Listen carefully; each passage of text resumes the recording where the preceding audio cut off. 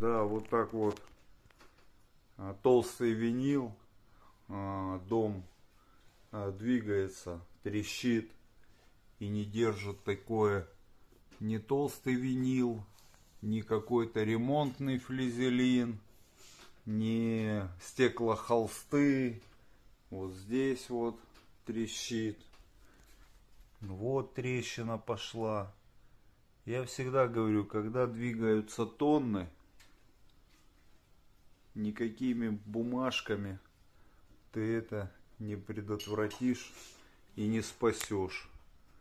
Вот наглядный пример. Тут я не знаю, флизелин прям, ну не флизелин, а винил прям очень толстый. Нет, порвало.